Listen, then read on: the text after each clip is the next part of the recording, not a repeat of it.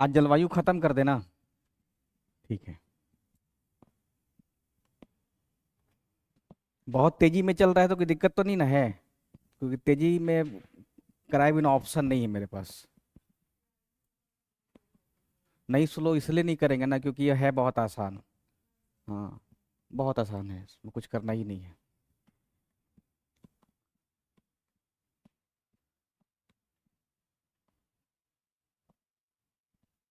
इसमें जाड़े के मौसम में, गर्मी के मौसम में और मानसून में तीन समझ लेना है। हैं? कल वाला पीडीएफ में तो कुछ था ही नहीं, डाल दीजिएगा। एनसीईआरटी का पढ़िए ज़्यादातर। 11th क्लास का जो एनसीईआरटी है ना उसको पढ़ लीजिए। सारा पीडीएफ का उसी में मिलेगा मटेरियल। हाँ। अच्छा, वो वाला भिजवा दें? डाल दीजिएगा विदेशी।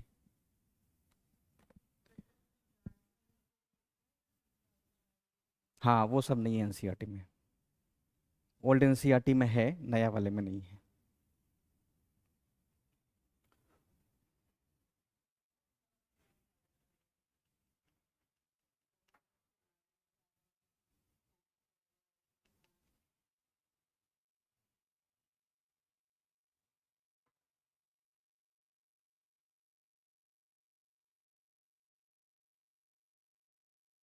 बाकी आप लोगों का करंट अफेयर्स कैसा चल रहा है?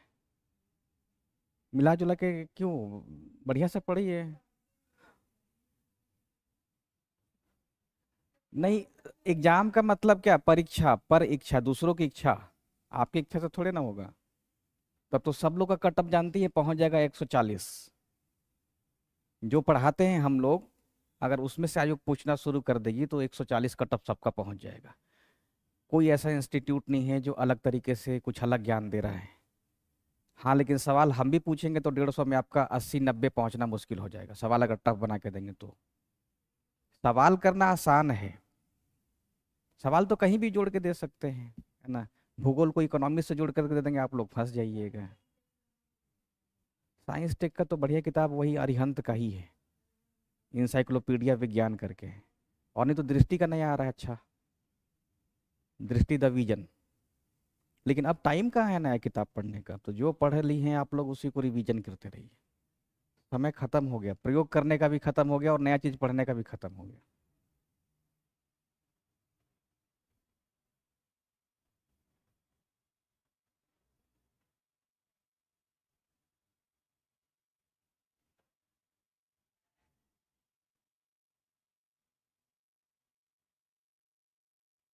हिस्ट्री पे ज़्यादा कमांड होना चाहिए, वो सेक्शन जहाँ से नहीं पूछा गया है।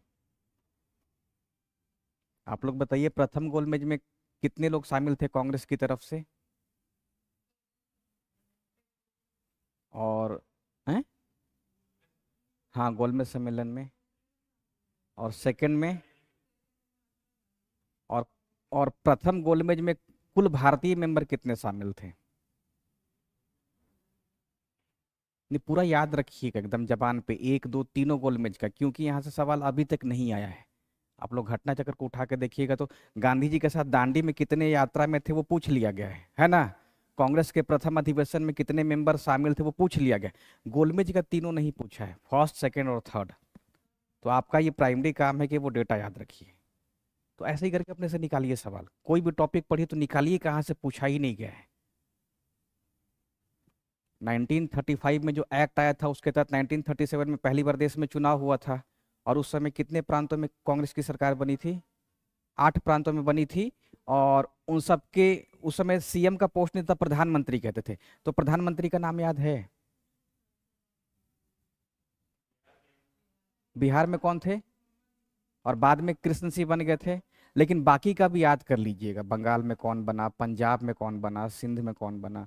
वही सब पूछेगा। बाकी आप लोग जो घटना चक्र में जो आया हुआ पढ़ रहे हैं ना वो नहीं आएगा। वो सब पिछली बार से बीपीएससी ट्रेंड खत्म कर दी है। इसीलिए लास्ट का जो टाइम है वो स्मार्ट स्टडी में यही होता है कि वो चीज पढ़िए जो पूछा ही नहीं गया है।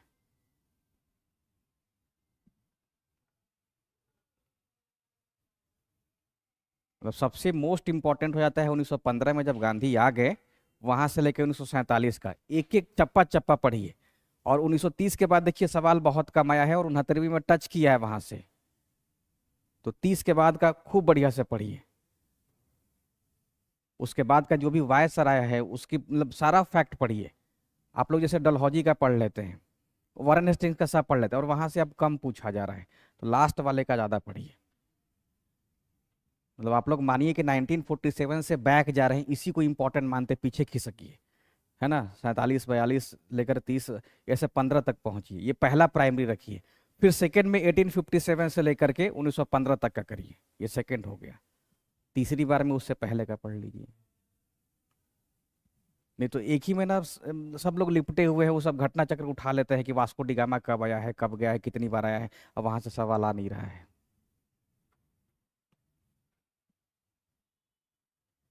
ये हमारा पीपीटी क्यों नहीं लगा है?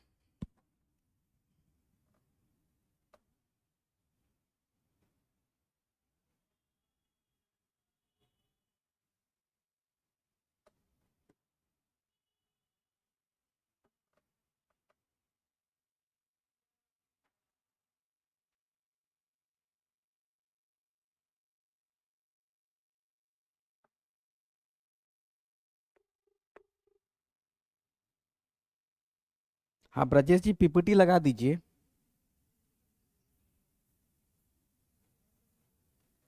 वो स्टाफ वाले ग्रुप में देखिएगा व्हाट्सएप पे। उसी की प्रतीक्षा में थे, हमको लगा क्या कर रहे हैं आप।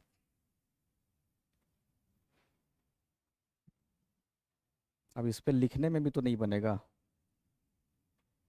इस पे कैसे लिखेंगे, नोट पे? अच्छा, वो उसको लगा दीजिए। एक आध मानचित्र है, उसमें समझाने में आसानी हो जाता है, क्योंकि दाना भी समझा देते हैं ना, दाना।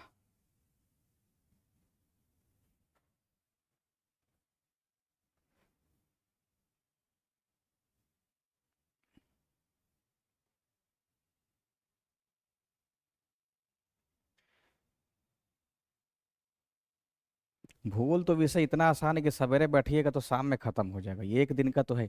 हो जाएगा सवेरे बैठने पे शाम में खत्म, इसमें कुछ है ही नहीं। है कौन कौन सा बड़ा बड़ा है? कौन सा?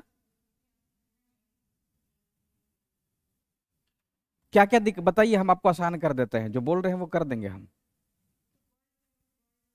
वर्ल्ड का? वर्ल्ड का तो और आसान है, उसमें तो कोई कॉन्सेप्ट ही नहीं है, बस आपको ये केवल याद करना समझना है। जो ज़्यादा कॉन्सेप्ट है वो क्लाइमेटोलॉजी में है। जैसे भारत का जो जलवायु है, ये थोड़ा सा हो सकता है जिनका बैकग्राउंड ना हो उनको दिक्कत हो, बट है बहुत आसान। हम अपनी तरफ से आपको बता रहे हैं, पॉलिटी सवेरे बैठिएगा शाम में खत्म हो जाएगा, भूगोल सवेरे बैठिएगा शाम में खत्म हो जाएगा बढ़िया से पढ़ लेने के बाद।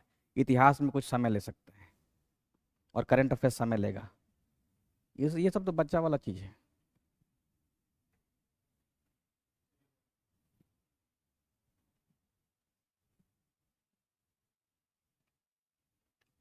इसमें नहीं भेजे हैं, व्हाट्सएप पे भेजे हैं। ये वाला। ये अच्छा।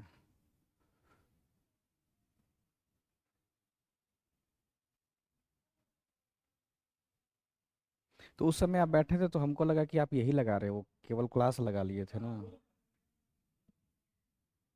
ग्रुप नहीं देख रहे हैं? क्या हो गया? अब हो गया, है ना।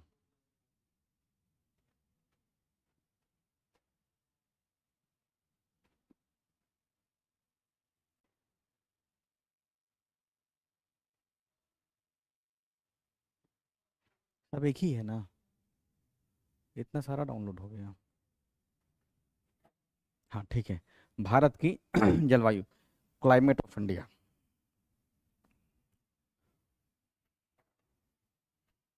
देखिए इसमें जो पढ़ना रहेगा, एनसीईआरटी का टॉपिक मिलाइएगा। तो जलवायु क्या है, ध्यान रखिएगा, जलवायु कहते किसको है। फर्स्ट पेज में बॉक्स बना के एनसीईआरटी दी है। मौसम क्या है, जब इन दोनों को समझ जाइए कि जलवायु क्या है, मौसम क्या है, इसके आधार पे आप भारत की जो ऋतु है, जिसको हम लोग सीजन कहते हैं, तो ऋतु को परिभाषित करना बहुत आसान हो जाएगा। और भारत में 4 प्रकार की ऋतुएं मिलती है। और भारत के भौगोलिक आकार के आधार पर यहाँ का जो जलवायु है उसको भी थोड़ा देखना पड़ेगा। हम लोग कह तो देते हैं मानसूनी जलवायु, लेकिन इस मानसूनी जलवायु में भी बहुत ज़्यादा वेरिएशन है, विविधता है, इसको समझना होगा आपको। तो जलवायु की प्रादेशिक विभिन्नता, जलवायु को प्रभावित करने वाले कारक कौन कौन से हैं, वो कौन कौन सा कारक है जिससे जलवायु पूरा का पूरा चेंज हो जा रहा है। विभिन्न प्रकार की ऋतु, ये बहुत आसान है। मानसून की संकल्पना, क्यों मानसून जो है भारत में प्रभावी हो जाता है, इसकी विशेषता क्या है, वर्षा का वितरण क्या है, ये सब समझ जाइएगा तो बहुत आसान हो जाएगा। तो कुल मिलाकर के आपको पढ़ना क्या रहेगा, मौसम आप लोग जानते होंगे, जलवायु आप लोग जानते होंगे, भारत में अलग अलग प्रकार की 4 ऋतुएं हैं। अब इस ऋतु में जो भी वायुमंडलीय दशा होगी, जैसे मान लीजिए कि तापमान, तापमान कैसा रहेगा भारत के अलग अलग क्षेत्रों में, भारत के अलग अलग क्षेत्रों में वर्षा कैसे प्रभावित हो रही है, यानी कि वर्षा का पैटर्न हम लोग देख लेंगे। इसके बाद वायुमंडलीय प्रेशर, वायुमंडलीय दाब, वायुमंडलीय दाब, ये चल नहीं रहा है।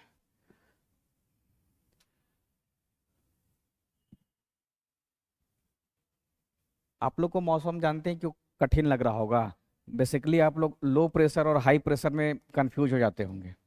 लो प्रेशर क्या है, हाई प्रेशर क्या है।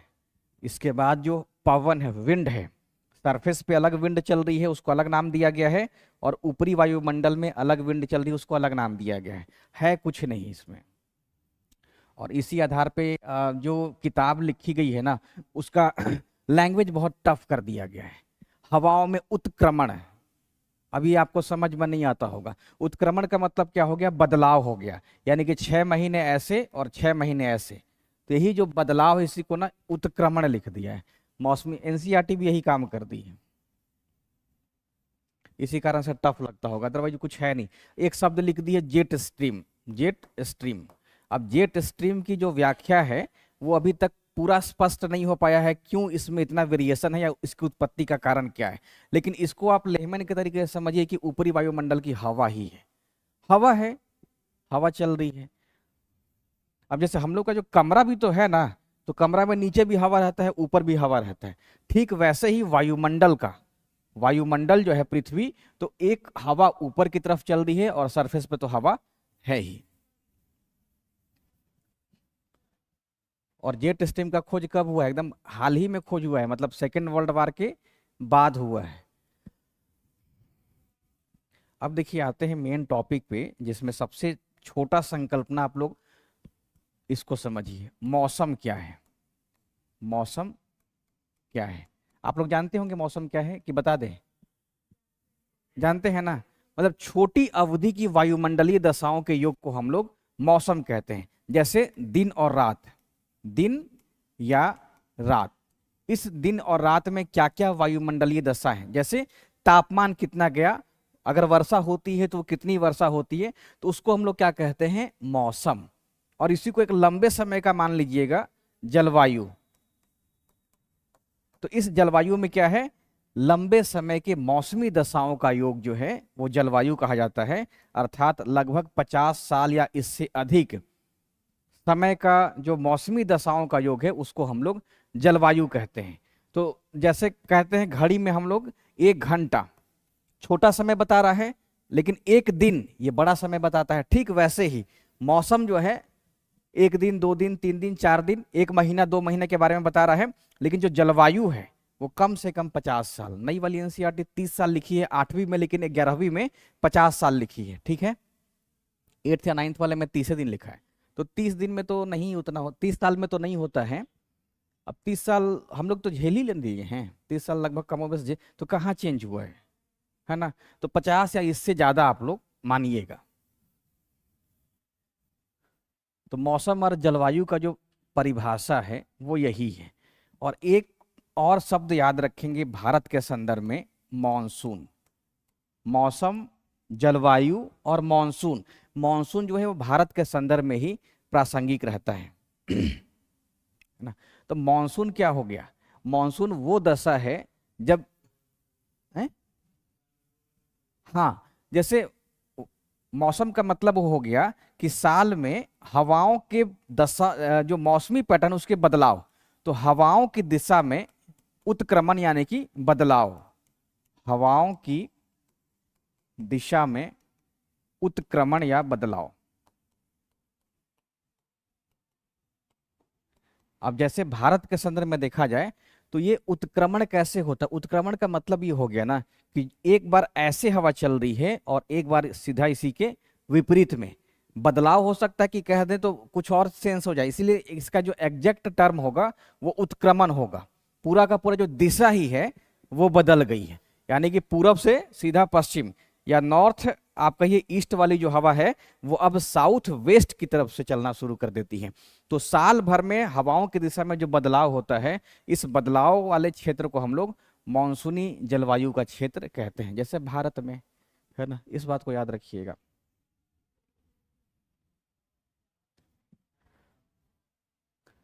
अब होगा कि ठीक है, हम लोग मौसम देख लिए और जलवायु देख लिए, तो मौसम पे तो कुछ कारक प्रभावी होगा, लेकिन भारत की जलवायु को वो कौन से कारक हैं जो प्रभावित करते हैं? भारत की जलवायु को प्रभावित करने वाले कारक। यहाँ से सवाल पिछली बार एक बार पूछा गया था और अक्सर यहाँ से सवाल आने की संभावना रहती है। तो भारत की जलवायु को प्रभावित करने वाले कारक, करने वाले कारक, वो कौन से कारक हैं जिसके कारण भारत की जलवायु बदल जाती है एक क्षेत्र से दूसरे क्षेत्र में? जैसे देखिए, हम लोग गर्मी का मौसम अगर देख लेते हैं, गर्मी, तो गर्मी के मौसम में भारत में राजस्थान में तापमान लगभग 50 डिग्री या उससे ज्यादा पहुंच जाता है, 50 डिग्री सेल्सियस या उससे ज्यादा, 55 तक जा सकता है। लेकिन इसी समय यानी कि गर्मी के मौसम में ही अरुणाचल प्रदेश का एक जगह है जिसका नाम है तवांग। तवांग का एनसीईआरटी दी है, वहां पे तापमान कम रहता है, 20-21 डिग्री सेल्सियस रहता है। तो गर्मी में ये पैटर्न रहता है। अब जैसे जाड़ा का मौसम देखिए, जाड़ा का मौसम, और आप जम्मू कश्मीर या लद्दाख से तुलना कर दीजिए, केरल का या तमिलनाडु का, है ना, चेन्नई का, त्रिवेंद्रम का, कहीं का तुलना कर दीजिए, तो मालूम चलेगा कि जम्मू कश्मीर में जहां 0 डिग्री सेल्सियस है, वहीं साउथ में लगभग 29 डिग्री से लेकर के 31 डिग्री सेल्सियस के बीच में तापमान रहता है। तो ये क्या है, एक ही जगह के जलवायु में आपको इतना वेरिएशन दिखाई देगा। क्या दिखाई देगा? विविधता दिखाई देगा, विविधता दिखाई देगा। लेकिन फिर भी हम लोग इसको सामूहिक रूप से क्या कहते हैं कि भारत की जो जलवायु है वो मॉनसूनी जलवायु है। ऐसे कैसे हो जा रहा है? तो उसी को समझना पड़ेगा कि इस विविधता को कौन कौन से कारक जो है वो प्रभावित करते हैं, वो कौन कौन से कारक प्रभावित करते हैं। देखिए, भारत का जो उत्तर वाला हिस्सा है और दक्षिण वाला हिस्सा है, तो वो अलग अलग कटिबंध में पड़ता है। जो दक्षिण वाला है वो कौन सा है? ट्रॉपिकल है, उष्ण कटिबंधीय पड़ता है, उष्ण कटिबंधीय क्षेत्र में आता है। और जो नॉर्थ का है यानी कर्क रेखा से उत्तर का है, वो उपोष्ण में, सब ट्रॉपिकल उपोष्ण, तो उसको सब ट्रॉपिकल जोन में हम लोग शामिल करते हैं। तो यही कारण है कि भारत की जो जलवायु है वो इस तरीके से अलग अलग नेचर रखती है ना। तो यही चीज हम लोग को देखना रहेगा। होता यह भी है कि भारत में इतनी विविधता है, इतनी विविधता है कि एक ही अक्षांश पे अगर 2 स्थान है, जैसे आगरा और दार्जिलिंग एक ही अक्षांश पे है, लेकिन या अमृतसर को मान लीजिए, नहीं, हाँ, आगरा या दार्जिलिंग, एक और मान लीजिए शिमला और अमृतसर, एक ही अक्षांश पे है, लेकिन इन दोनों के तापमान में सिमिलरिटी रहेगी या वेरिएशन रहेगा? रहेगा। जाड़ा में भी अगर आगरा में 21 डिग्री तापमान है, तो यहाँ पे हो सकता है कि 2 डिग्री या 0 डिग्री का तापमान रहे, क्योंकि वो ऊंचाई पे है। तो ठीक कंडीशन ये भी है। तो भारत की जलवायु इस तरीके से बहुत ज्यादा विविधतापूर्ण है। तो भारत की जलवायु को प्रभावित करने वाले जो कारक है वो क्या हो सकते हैं? पहला, अक्षांश, अक्षांश प्रभावित करेगा, अक्षांश करेगा। उसके बाद उच्चावच, जैसे हिमालय पर्वत, मेनली हिमालय पर्वत करेगा। और क्या कर सकता है? समुद्र से दूरी, समुद्र तल से, ये सब करेगा। अक्षांश को समझिएगा, कारक आप लोग यहां से नोट कर लीजिएगा अगर ना हो तो। जैसे अक्षांश कर सकता है हिमालय पर्वत कर सकता है, जल और स्थल का वितरण, दूरी, ऊंचाई और रिलीफ, उच्चावच, ये सब कारक है जो भारत की जलवायु को प्रभावित करेगा। और यहाँ से ऑब्जेक्टिव सवाल पूछा जा सकता है कि वो कौन से कारक है जिसके कारण भारत की जलवायु प्रभावित होती है। अब यहाँ पे अक्षांश ना लिख करके लिख देगी कर्क रेखा से निकटता, कर्क रेखा से निकटता। यहाँ पे अक्षांश ना लिख करके लिख देगी दक्षिण भारत का विषुवत रेखा से निकटता, निकटता। तो ये सब आपको ना पकड़ना पड़ेगा कि ये कहना क्या चाह रहा है, ये दरअसल अक्षांश के बारे में ही कहना चाह रहा है। जैसे कर्क रेखा से निकटता हो गया, इसका मतलब क्या हो गया कि भारत का वो क्षेत्र जो विषुवत रेखा से दूर हो गया, और विषुवत रेखा से निकटता का मतलब दक्षिण भारत के बारे में पूछा जा रहा है। तो ये सब आप लोग ध्यान रखिएगा। अक्षांश कुछ भी दे सकता है ना।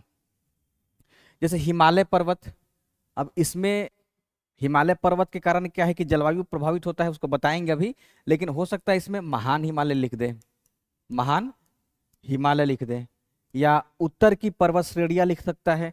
कुछ भी लैंग्वेज चेंज करेगा तो आप लोग समझेंगे कि भारत की जलवायु से प्रभावित होती है। अब जैसे बिहार में है तो क्या बिहार में प्रभाव पड़ेगा हिमालय का? पड़ेगा ही पड़ेगा। तो आप समझ लीजिएगा, फिर वही पूछा गया है। जल और स्थल का वितरण, भारत का जो प्रायद्वीपीय क्षेत्र है वो समुद्र से ज्यादा निकट है, बाकी का जो है वो समुद्र तट से, यानी कि वो स्थलीय भाग की तरफ ज्यादा झुकाव है उसका। तो जल और स्थल के वितरण के कारण भी, ये पूरा का पूरा क्या है, स्थल है, और ये पूरा का पूरा जल है। तो भारत की जो भौगोलिक स्थिति है वो जल और स्थल के इस वितरण के कारण भी यहाँ की जलवायु प्रभावित होती है। समुद्र तट से दूरी, दिल्ली बहुत दूर है, मुंबई बहुत नजदीक है। समुद्र तल से ऊंचाई, जैसे अभी हम लोग आगरा और दार्जिलिंग का देख रहे थे। और उच्चावच कहीं पे, तो उच्चावच का मतलब हो गया ऊंचाई वाला स्थान भी, और घाटी वाला भी स्थान है, और मैदान वाला भी स्थान। तो ये मान लिया पश्चिमी घाट हो गया, पूर्वी घाट हो गया, अरावली हो गया। तो कोई सा भी जो क्षेत्र है, जैसे कश्मीर की घाटी ही क्यों ना हो गई, तो वो सब उच्चावच से प्रभावित होता है। जैसे आप लोग कल देखे थे कि कश्मीर की जो घाटी है वो महान हिमालय और लघु हिमालय के बीच में है, पीर पंजाल के बीच में है। तो उच्चावच का मतलब क्या हो गया, घाटी हो गया, है ना। तो इस कारण से यहाँ की जो जलवायु है उस पर इतना प्रभाव पड़ता है। बारी बारी से देख लेते हैं। तो अक्षांश का तात्पर्य हो गया यहाँ भारत की भौगोलिक स्थिति के बारे में। तो भारत की जो भौगोलिक स्थिति है वो कैसे है,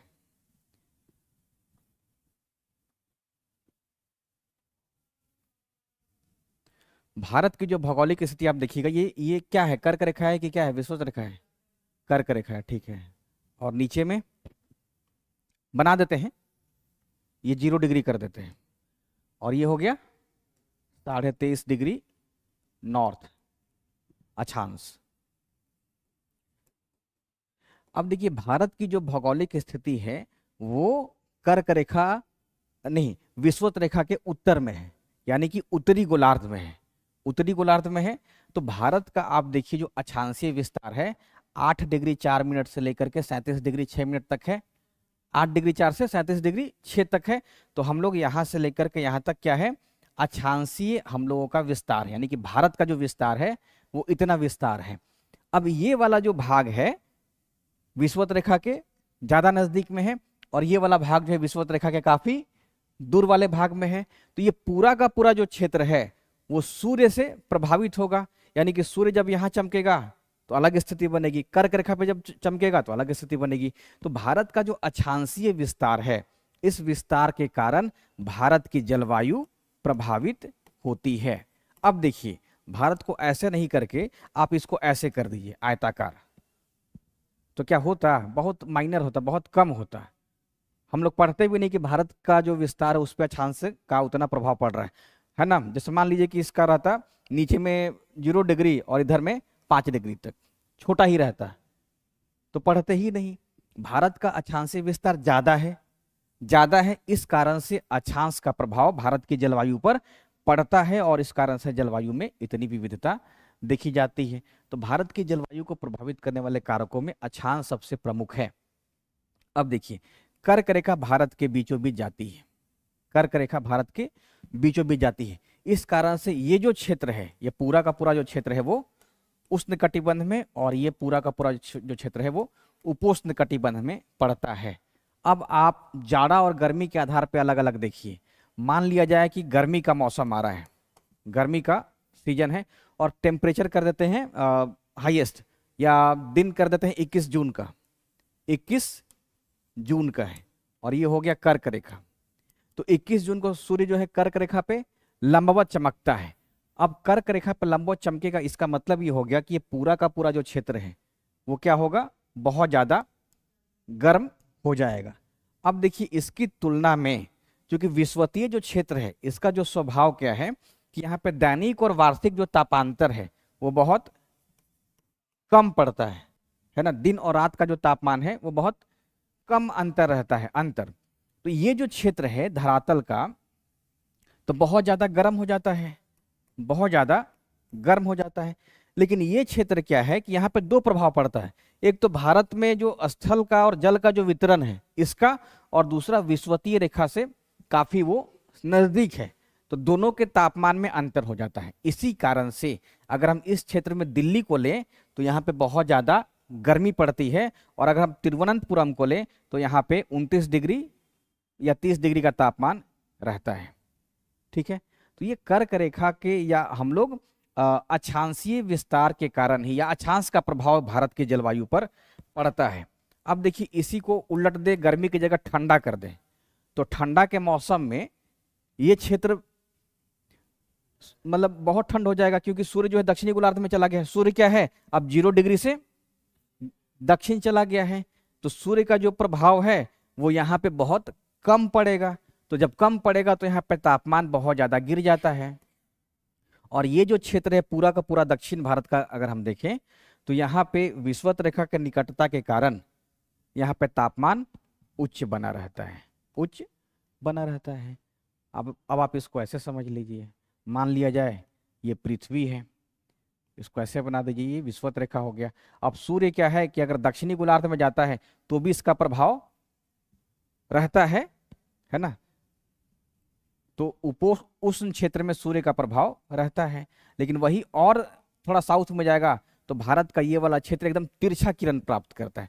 देखिए कि धूप कितने बजे निकल रहा है, कभी 12 भी बज जाता है, 10 बजे मान लीजिए धूप निकल रहा है और 4 बजे शाम ढल जा रहा है ना, छोटा दिन करना शुरू हो जाता है। तो अक्षांश के कारण ही भारत की जलवायु प्रभावित होती है, इस बात को आप ध्यान रखिएगा। और हमेशा उत्तर और दक्षिण भारत के संदर्भ में कर लेना है, उत्तर और दक्षिण भारत के संदर्भ में। तो यहां से पीटी का सवाल कितना बन रहा है, पहला सवाल तो ये बन रहा है कि वार्षिक और दैनिक तापांतर का प्रभाव कहां ज्यादा पड़ेगा, कहां कम प्रभाव पड़ेगा। उत्तर में ज्यादा पड़ेगा और दक्षिण में कम प्रभाव पड़ेगा। उसके बाद अगर कुछ टेम्परेचर वगैरह के बारे में पूछेगी आयोग तो एनसीईआरटी तो लिखती है कि जाड़ा में इधर का जो तापमान रहता है तिरुवनंतपुरम का वो 31 डिग्री सेल्सियस रहता है, और गर्मी में 29 डिग्री सेल्सियस रहता है तिरुवनंतपुरम का तापमान। एनसीईआरटी ये डाटा दी है। ठीक है, तो अक्षांश के कारण भारत की जो जलवायु है वो प्रभावित होती है, और इस कारण से यहाँ पे जो मौसम है यानी कि गर्मी और ठंडा, और इस कारण यहाँ पे गर्मी और ठंडा में भारी अंतर देखा जाता है। और यह अंतर कर्क रेखा से उत्तर की तरफ ज्यादा है और दक्षिण में कम है। क्यों? क्योंकि वो इक्वेटर के नजदीक पड़ता है, और इसके अलावा सी का, समुद्र का भी प्रभाव पड़ता है। ठीक है, दूसरा हो जाता है जो हिमालय पर्वत है, वो हिमालय पर्वत के कारण भारत की जलवायु कैसे प्रभावित होगी, 2 बार साल में प्रभावित होगा।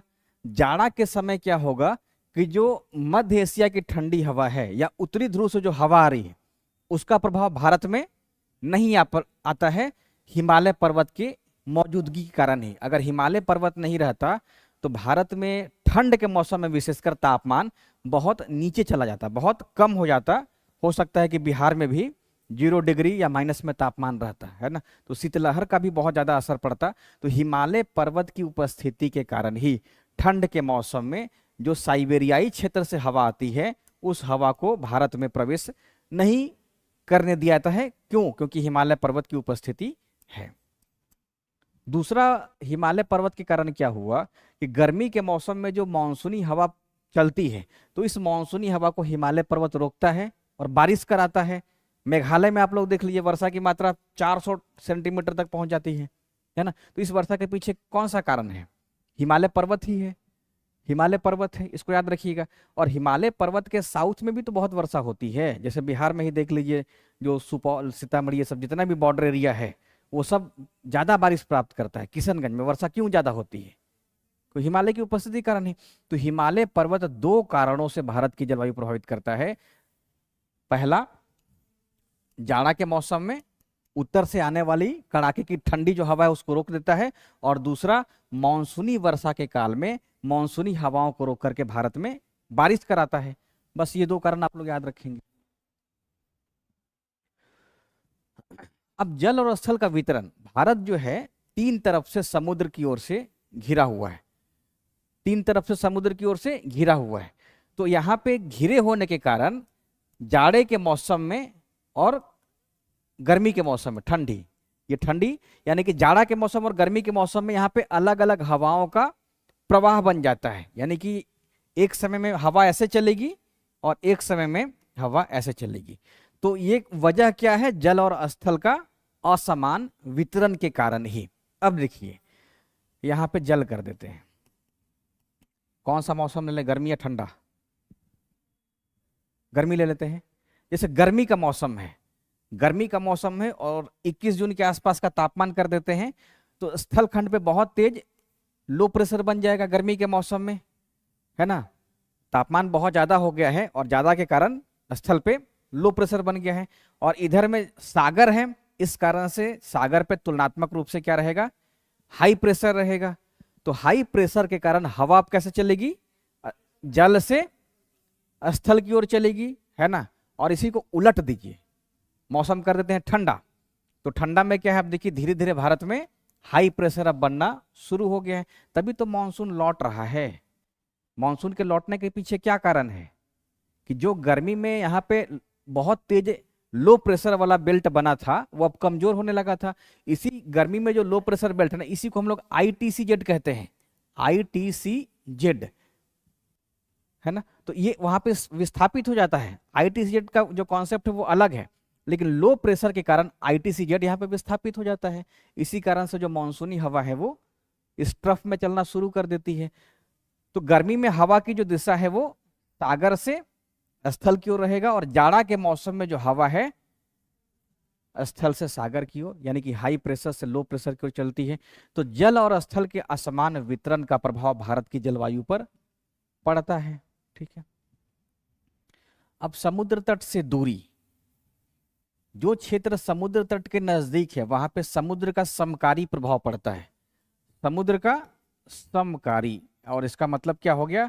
न बहुत ज्यादा गर्मी और न बहुत ज्यादा ठंडा, न बहुत ज्यादा गर्मी न बहुत ज्यादा ठंडा। तो समुद्र तट से दूरी, अब समुद्र तट से दूरी के कारण क्या होता है कि भारत में वो क्षेत्र, जैसे मुंबई, मुंबई क्या है? समुद्र तट से नजदीक है, तो यहाँ पे समुद्र का क्या रहेगा? प्रभाव रहेगा। तो बॉम्बे में ना बहुत ज्यादा गर्मी है न बहुत ज्यादा ठंडा है। कभी सुने नहीं होंगे कि मुंबई में शीतलहर चल रहा है, कभी ऐसा नहीं सुने होंगे, है ना। हालांकि अब वहाँ ठंडा पड़ रहा है, मुंबई में ठंडा पड़ रहा है और लोग स्वेटर पहन रहे हैं। पिछली बार ये ऐसा आया था, इससे पहले कभी ऐसा नहीं हुआ था। नहीं तो जो लोग मुंबई से दिल्ली आते थे पहले, तो वो अपने साथ स्वेटर वगैरह लेकर के आते थे, नहीं तो दिल्ली एयरपोर्ट पर उतरते के साथ ही उनको ठंडा लगता था। और जो लोग दिल्ली से भारी भरकम पहन के मुंबई जाते थे उनको अपना ये सब लबादा उतारना पड़ता था, क्योंकि गर्मी वहां पे लगती थी। लेकिन अब धीरे धीरे मौसम पैटर्न बदल गया और पिछली साल से देखिएगा तो मुंबई के लोग भी स्वेटर पहन रहे हैं।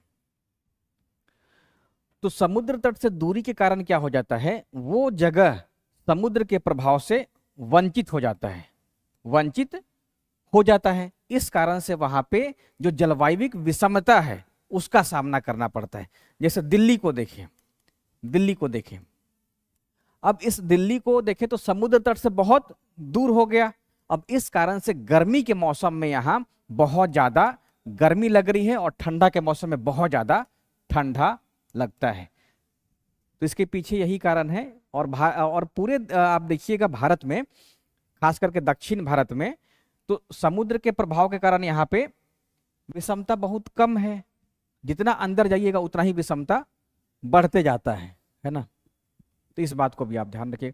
समुद्र तल से ऊंचाई तो बहुत आसान है, दो स्थान को आप देख लीजिएगा। जैसे जैसे हम लोग ऊपर जाएंगे वैसे वैसे तापमान में कमी होता है। यही कारण है कि पटना की तुलना में दार्जिलिंग में ठंड ज्यादा रहती है। तो समुद्र तल से ऊंचाई भी जलवायु को प्रभावित करता है, और उच्चावच के कारण भी जलवायु प्रभावित होता है। अब उच्चावच मतलब हो गया ऊंचाई और घाटी वाला जगह, घाटी वाला जगह। अब कहीं पे क्या है, घाटी है और कहीं पे ऊंचाई है, और दूसरा घाटी वाला जो क्षेत्र हो गया। तो उच्चावच भी बहुत ज्यादा जलवायु को प्रभावित करता है। अब जैसे देख लीजिए, मान लेते हैं अरावली। अब अरावली भारत की जलवायु को कैसे प्रभावित करता है? इसकी जो दिशा है वो नहीं, इसकी जो दिशा है वो मॉनसूनी पवनों के समानांतर पड़ जाता है। इस कारण से यह जलवायु को बहुत ज्यादा प्रभावित कर ही नहीं पाता है ना। लेकिन अगर अरावली ऐसे रहता तो हो सकता है कि हवा की दिशा में बहुत ज्यादा बारिश करा रहता। ठीक है, यही चीज आप उच्चावच के संदर्भ में देखिए। पश्चिमी घाट में, पश्चिमी घाट में उच्चावच का प्रभाव आपको दिखाई देगा कि इसके पश्चिमी ढाल पे वर्षा की मात्रा 250 से 400 सेंटीमीटर के मध्य हो रही है। वही हाल मेघालय का भी है, वो कीप के आकार में है, मतलब वहां का जो आकृति है वो कीप के जैसा है, यानी कि हवा जो है आ रही है लेकिन अब उसको बाहर जाने का जगह ही नहीं है। अब इस कारण से हवा फंस गई और वहां पे वर्षा की मात्रा बहुत ज्यादा हो रही है। तो उच्चावच के कारण भी भारत की जलवायु पूरी तरीके से प्रभावित है। तो पश्चिमी घाट के पश्चिमी ढाल पर जितना भी जगह है वहां पे भारी बारिश है, और वही पूर्वी क्षेत्र है क्या है, वृष्टि छाया का प्रदेश है, वर्षा की मात्रा बहुत कम है। इस कारण से भारत की जो जलवायु है वो प्रभावित होती है। ठीक है, इस बात को याद रखिएगा। यही सब अलग अलग भाषा में सवाल पूछा जा सकता है, और भाई कुछ है नहीं। अब बताइए अभी तक यहाँ पे क्या दिक्कत है आप लोगों को जलवायु को प्रभावित करने वाले कारक में? और इसमें कुछ कृत्रिम चीज भी तो, जो मानवीय कारक है वो भी जुड़ सकता है। वो क्या करता है, जलवायु को तीव्रता से चेंज करता है। जैसे मान लीजिए ग्लोबल वार्मिंग है, ग्लोबल वार्मिंग है। अब इस कारण से क्या है, जो जहाँ पे जैसे मान लीजिए कि मुंबई के लोग पहले स्वेटर नहीं पहनते, पहनने लग रहे हैं, या जहाँ पे लोग स्वेटर पहनते थे वहां पे गर्मी लग रहा है। इसके पीछे जो कारण है वो मानवीय कारक हो जाएगा। तो ये सब क्या करता है ना कि जलवायु को परिवर्तन करने में जो उत्प्रेरक का जो काम करता है, काटालिस्ट का जो काम करता है, तो तेजी से बढ़ा देता है। तेजी से क्या करेगा, बढ़ा दे। पहले जयपुर में बारिश होती थी क्या? नहीं होती थी बारिश। अब देखिए तो वहां बाढ़ आ गया है। छत्तीसगढ़ में बारिश ही नहीं होती थी, अब देखिएगा तो वहाँ बाढ़ जैसा है सिचुएशन। मतलब छत्तीसगढ़ में, एमपी में सालों भर पंखा चलता था, लेकिन अब वहाँ पे लोग कंबल निकाल रहे हैं। तो ये होता है जलवायु का बदल जाना। तो जलवायु जो प्राकृतिक कारण से बदलती है ना, उसकी जो दर है बदलने की वो धीमी गति है। अब इसमें मानवीय कारक जुड़ गया है तो तेजी से चेंज हो रहा है। तो ये सब कारक को आप ध्यान रखिएगा, और कोई ऐसा कारक नहीं जिससे और फास्ट या और भी कुछ हो सके। तो ये प्राकृतिक सारा कारणों को आप ध्यान रखेंगे। अब इस आधार पर ध्यान रखिएगा, भारत की जो ऋतु है हम लोग पढ़ेंगे, 4 प्रकार की ऋतु है। एक तो जाड़ा वाला जो है वो 15 दिसंबर से लेके 15 मार्च तक इसका समय है। ग्रीष्म ऋतु 16 मार्च से, एक एवरेज माना गया है, ऐसा मत समझिएगा ना कि 15 दिसंबर से स्टार्ट हो गया है और 14 दिसंबर को गर्मी, ऐसा नहीं। मतलब ये स्लो मोशन में होता है। तो 15 दिसंबर से 15 मार्च, 16 मार्च से 15 जून का जो समय है वो ग्रीष्म ऋतु, वर्षा 16 जून से 15 सितंबर तक, और शरद ऋतु 16 सितंबर से 14 दिसंबर तक का ये निर्धारण किया गया है।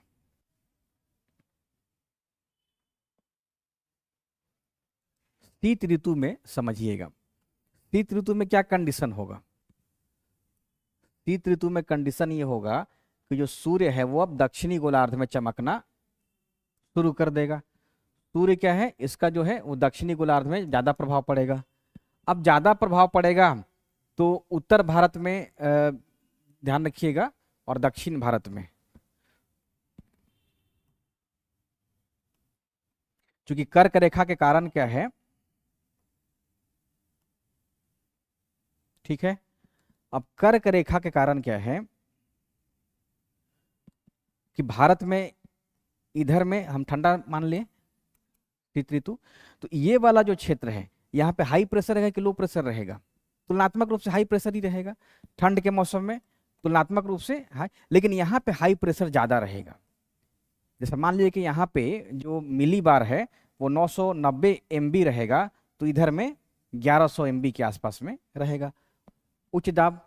तो हाई प्रेशर ही रहेगा, लेकिन जो सागर है वो तुलनात्मक रूप से कम रहेगा। यहाँ पे जैसे मान लीजिए 700 मिलीबार रहेगा, है ना। तो वायुमंडलीय दाब सागर पे तुलनात्मक रूप से कम रहेगा।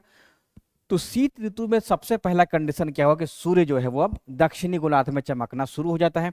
इस कारण से जो भारत है उसका जो भारत पे सूर्य का जो प्रभाव है वो कम रहेगा, कम रहेगा।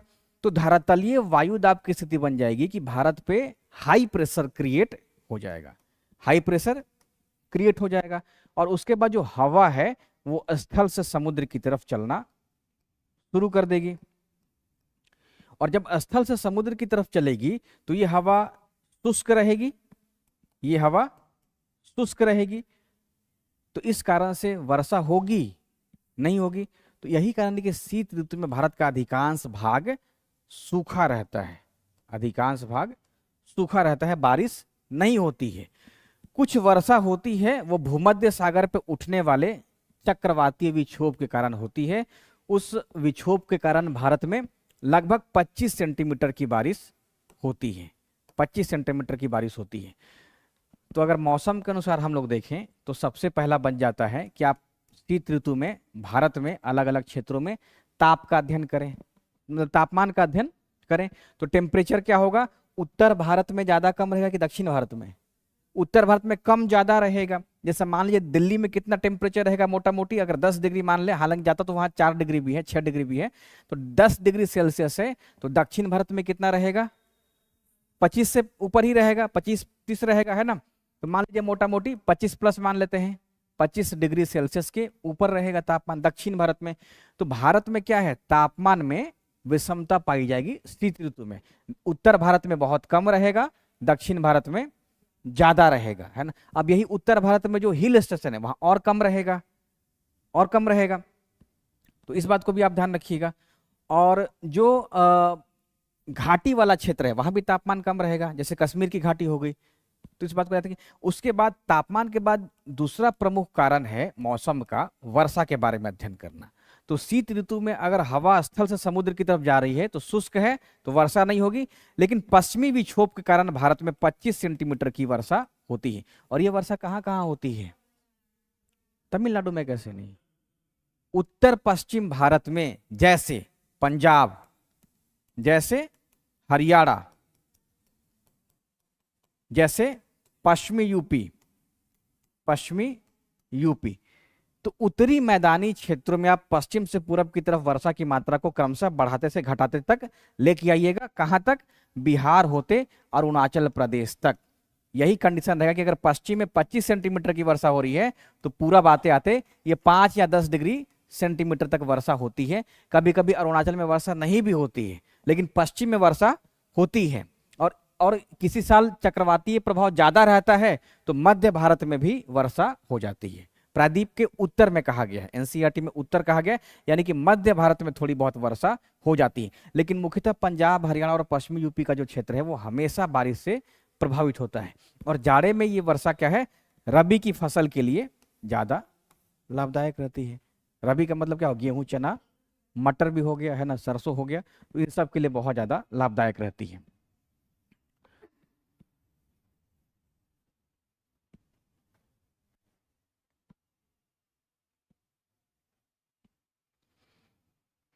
मान लीजिए कि इधर से पश्चिमी विक्षोभ, विक्षोभ क्या है, टर्बुलेंस, अव्यवस्था। जैसे मान लेते हैं कि हम कहते हैं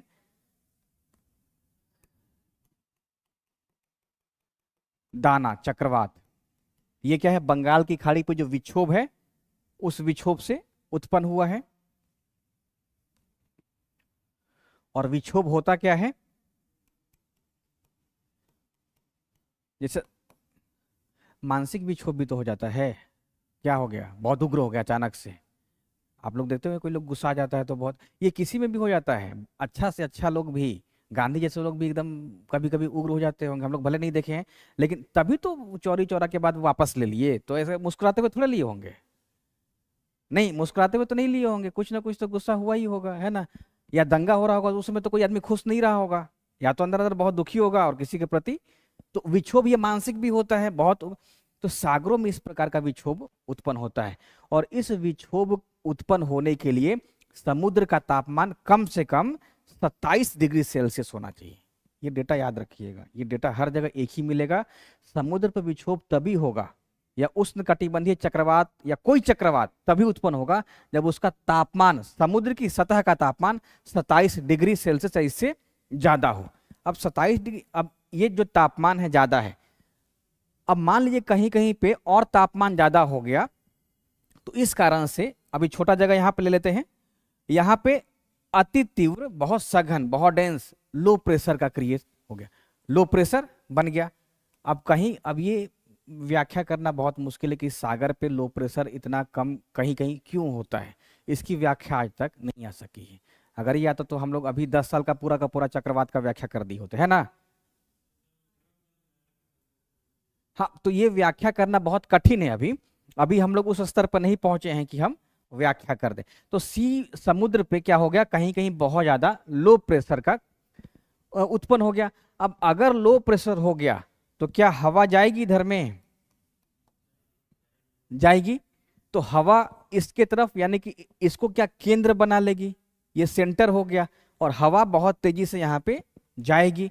और 27 डिग्री सेल्सियस जहाँ पे तापमान रहेगा, तो वहां पे समुद्र का जो पानी है वो वाष्पीकृत होकर के वायुमंडल में जाएगा, सघन होकर के वो बादल के रूप में बना रहेगा।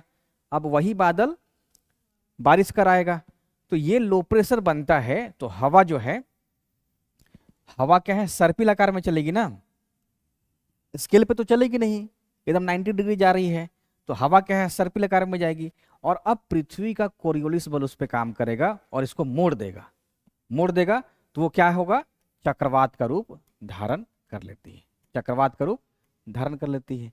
अब हवा का प्रभाव क्या है कि अगर हवा का प्रभाव ऐसे है तो ये जो चक्रवात, इसी को हम लोग ट्रफ कहते हैं, यही विक्षोभ क्या है, तट की तरफ बढ़ना शुरू कर देगा। आप लोग नदी में नहीं देखे हैं जो वो भांवर, वो भांवर जब बन जाता है तो पानी की दिशा में ही आगे बढ़ता है, विपरीत जाता है नहीं जाता है, तो पानी की दिशा में वो आगे बढ़ जाता है। तो वही भांवर सागर पे बन गया, और सागर पे जब बन गया तो वो अब आना शुरू हो गया स्थल की तरफ, और जब स्थल की तरफ आएगा तो वो वर्षा अपने साथ कराएगा, है ना। इस बात को भी आप ध्यान रखिए, यही तो दाना या दाना है, इसमें कुछ है नहीं। समुद्र पे क्या हुआ है, लो प्रेशर क्रिएट हो गया है, और होता ही है हर साल, हर साल अक्टूबर का महीना आते आते चक्रवात उत्पन्न होता ही है। तो क्रिएट हो गया है, अब वो स्थल की तरफ बढ़ा है। इसी कारण से देखिएगा उसका प्रभाव उड़ीसा में बहुत ज्यादा रहा, वेस्ट बंगाल में बहुत ज्यादा प्रभाव रहा है, और इसका प्रभाव अब दाना के ऊपर है। अगर बहुत ज्यादा तीव्र है तो पटना तक, बिहार तक, यूपी तक उसका प्रभाव रहेगा। ठीक है, इस बात को ध्यान रखिए। तो विक्षोभ क्या हो गया, एक लो प्रेशर। तो ठीक वैसे ही जाड़े के मौसम में क्या है, भूमध्य सागर पे विक्षोभ बन गया, और विक्षोभ जब बन गया तो वो पश्चिमी हवाओं के कारण भारत में आ गया। भारत में जब प्रवेश कर रहा है तो इस कारण से पूरा का पूरा जो ये जो क्षेत्र है, यहाँ पे बारिश हो रही है, 25 सेंटीमीटर की बारिश होती है। अब प्रभाव उसका हर साल अलग अलग रहेगा। तो मान लीजिए कि अरुणाचल प्रदेश तक एनसीईआरटी के अनुसार ही, क्योंकि वही लिखी है एनसीईआरटी, तो इसका जो प्रभाव है अरुणाचल प्रदेश तक रहता है। अब इसी में वर्षा की मात्रा हर साल बदलते रहेगी, लेकिन मोटा मोटी एवरेज वर्षा जो होती है पश्चिमी विक्षोभ के कारण भारत में 25 सेंटीमीटर की बारिश होती है, और यह बारिश रबी की फसल के लिए बहुत लाभदायक होती है। समझ में आ गया। तो अब जाड़ा के मौसम में क्यों बारिश हो रही है, क्या अरब सागर के मानसून के कारण नहीं ना, पश्चिमी विक्षोभ के कारण ही बारिश होती है।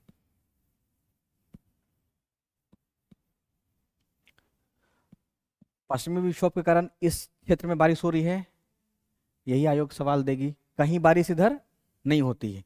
तो ये आप लोग ध्यान में रखिएगा। गुजरात में भी बारिश नहीं है, राजस्थान में बारिश, राजस्थान का उत्तरी क्षेत्र में हो सकता है, दक्षिण में नहीं। लेकिन जब भी देगी तो वो केरल का उदाहरण देगी, तमिलनाडु का देगी। क्या पश्चिमी चक्रवात से तमिलनाडु में वर्षा होती है, तो नहीं होती है। नहीं होती है। पश्चिमी विक्षोभ के कारण जो वर्षा की मात्रा है वो इधर ज्यादा है।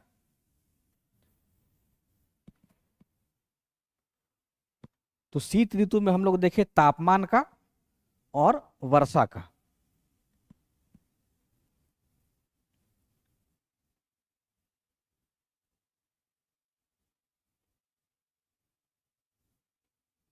देख लीजिए, उसको एक बार रीड कर लीजिए। उत्तरी भारत में शीत ऋतु नवंबर के मध्य से आती है। जनवरी और फरवरी सबसे ठंडा महीना होगा। ये एनसीईआरटी का ही लाइन है। और इतना आप लोग समझ गए होंगे, रात्रि का तापमान काफी कम हो जाता है। पंजाब, राजस्थान, इसके साथ साथ हिमाचल प्रदेश, जम्मू कश्मीर, लद्दाख, इन सब में क्या है 0 डिग्री सेल्सियस से भी नीचे चला जाता है। जितना भी ऊंचाई वाला स्थान होगा, जैसे वेस्ट बंगाल का दार्जिलिंग हो गया है ना, जैसे सिक्किम हो गया, इन सब में क्या है तापमान, चाहे अरुणाचल का तवांग हो, यहाँ पर तापमान हिमांक से नीचे चला जाएगा। लेकिन क्या दक्षिण भारत में भी जाएगा? दक्षिण भारत में केरल में, त्रिवेंद्रम में कहीं नहीं है, कहीं कम नहीं होगा। तो इस बात को भी आप ध्यान रखिएगा। तो यही है तापमान के बारे में अध्ययन करना। और वर्षा हम बता ही दिए। अब आते हैं गर्मी के मौसम में। वायुदाब और पवन समझ गए आप लोग, स्थल से समुद्र की तरफ चलेगा। तो इसकी दिशा क्या है? उत्तर पूर्वी है ना। तो भारत में कौन सा पवन रहेगा उस समय? उत्तर पूर्वी मॉनसूनी पवन, मॉनसूनी हवा। और गर्मी में दक्षिण पश्चिमी मॉनसूनी हवा रहेगा। जब जलवायु ही मॉनसून है भारत का, तो इसलिए हवा का भी नामकरण कर दिया गया। हाँ, उत्तर भारत में ज्यादा ठंड क्यों पड़ रहा है? क्योंकि महाद्वीपीय क्षेत्र है। अगर हिमालय के क्षेत्र में हिमपात हो जाता है तो ठंडा बढ़ जाता है। और मध्य एशिया वाला जो हवा है, ठंडा पवन है, वो भारत में चली जाती है ना। इस कारण से उत्तरी भारत में अत्यधिक ठंड पड़ने लगता है। लेकिन ठंड पड़ने का मुख्य कारण क्या है? कि सूर्य ही चला गया दक्षिणी गोलार्ध में। अब सूर्य जब दक्षिणी गोलार्ध में चला ही गया है तो सूरज का तो प्रकाश ही नहीं आ रहा है, इस कारण से। लेकिन अत्यधिक की वजह से याद रखिएगा, अत्यधिक का मतलब क्या हो गया कि बहुत ज्यादा क्यों हो रहा है? तो एक तो समुद्र के कारण, समुद्र है ही नहीं, दूर है, हिमपात हो जा रहा है, स्नोफॉल हो गया इस कारण से। अब देखिए स्नोफॉल हिमालय के क्षेत्र में कैसे हुआ।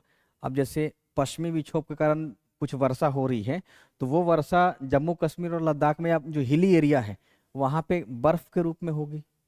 उसी को हम लोग हिमपात कहते हैं। क्योंकि जो बारिश की बूंद है वो अब टपकेगी तो तापमान इतना कम हो गया कि वो आइस में कन्वर्ट हो जाएगी, बर्फ में बदल जाएगा, तो हिमपात वहां पे होगा। अपने यहाँ जैसे जाड़ा में देखिएगा तो जनवरी में 10 जनवरी के आसपास वर्षा होती है, तो ये बर्फ के रूप में नहीं होता है। लेकिन हाँ, तापमान और कम हो जाए तो वो बर्फ के रूप में गिरना शुरू हो जाएगा। अगर बर्फ में होगा तो यही क्या कहते हैं? हिमपात।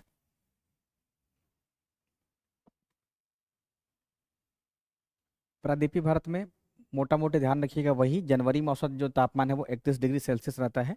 इस बात को आप ध्यान रखिएगा। और जून में 29.5, ये एनसीईआरटी का डाटा है। वर्षा याद रखेंगे, पंजाब, हरियाणा, दिल्ली, बिहार तक होती है, अरुणाचल, असम तक होती है। प्रायद्वीप के उत्तरी भाग में कभी कभी वर्षा हो जाती है। तो ये क्षेत्र जरूर याद रखिएगा, ये क्षेत्र पे पूछा जा सकता है सवाल।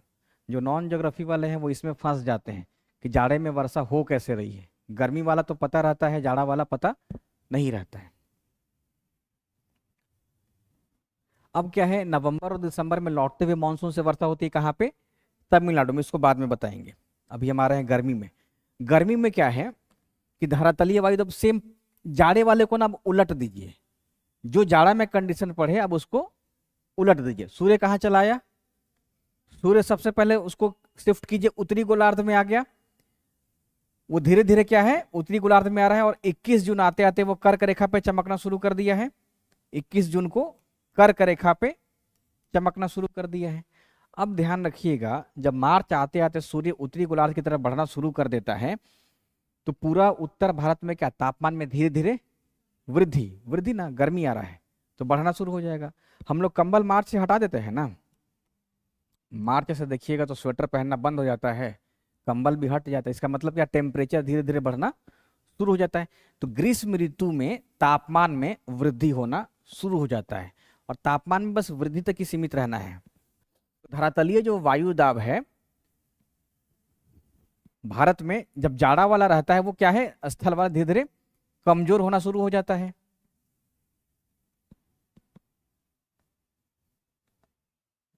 ठंड के मौसम में जो हवा है ऐसे रहता है स्थल से समुद्र की तरफ।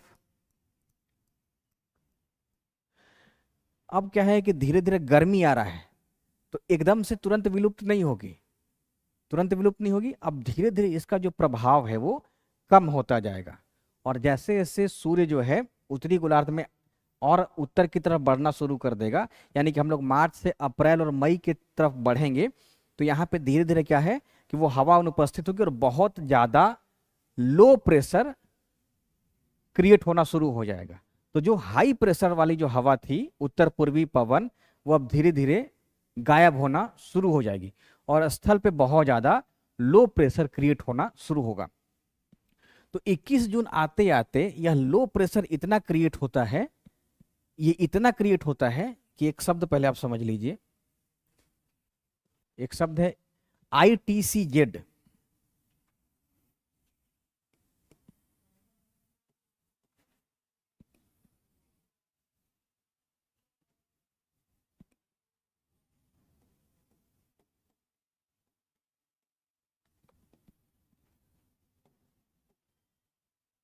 इसको साउथ कर देते हैं।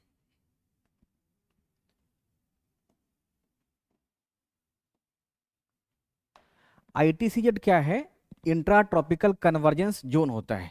तो वो जगह जहां पे उत्तर पूर्वी व्यापारिक पवन और दक्षिण पूर्वी व्यापारिक पवन आकर के मिलती है, आकर के मिल जाती है। तो मिलती कहां पे है?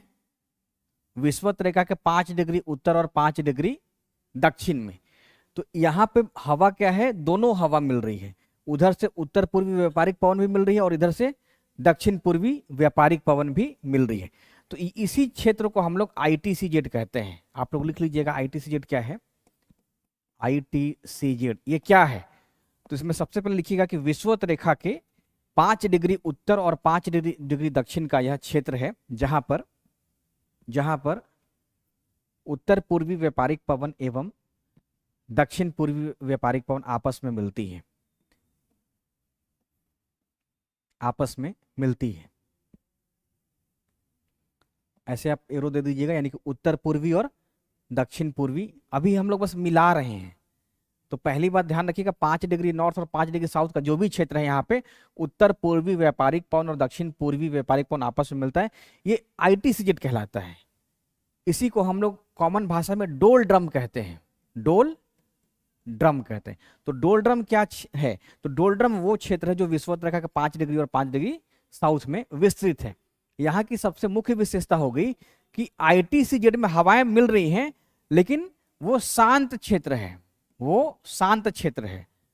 हवा क्या है, यहाँ आते आते उसकी जो गति है वो कम हो जाती है, कमजोर हो जाती है, तो वो शांत क्षेत्र है। क्योंकि अगर हवा दो क्षेत्र से मिलती है, इधर से भी इधर से भी, तो ये हवा आपस में उठने की प्रवृत्ति विकसित कर लेती है, ये हवा आपस में उठने की प्रवृत्ति विकसित कर लेती है, और यही हवा ऊपर जाकर के फिर 23 डिग्री के पास बैठने की प्रवृत्ति विकसित करती है।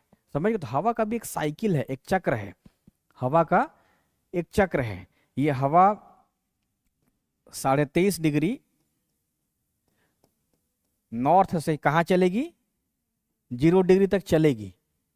एक हवा इधर से भी आकर के मिलेगी 23.5 डिग्री साउथ से, है ना, तो 0 डिग्री आकर के मिल रही है।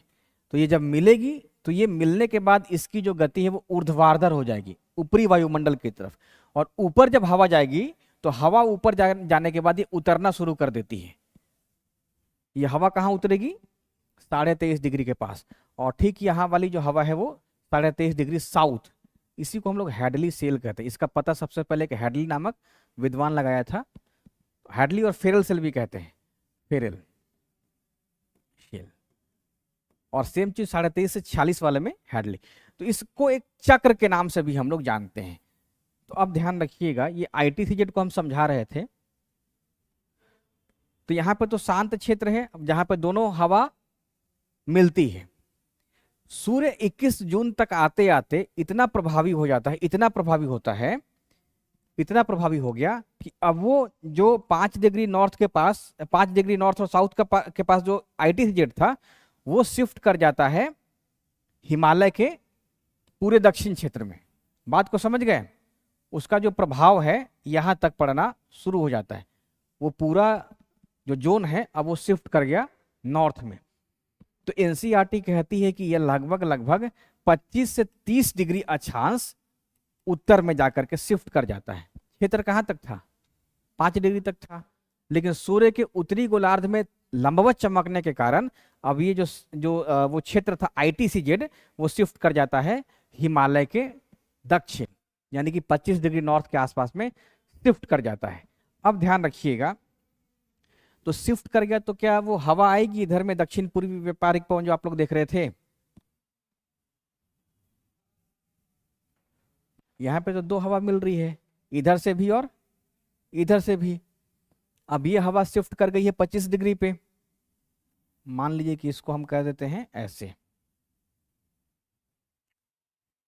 मॉनसून जो हवा आती है उसमें एनसीईआरटी कहती है 40 डिग्री ईस्ट देशांतर से 60 डिग्री ईस्ट देशांतर के मध्य मॉनसूनी हवा प्रवेश करती है।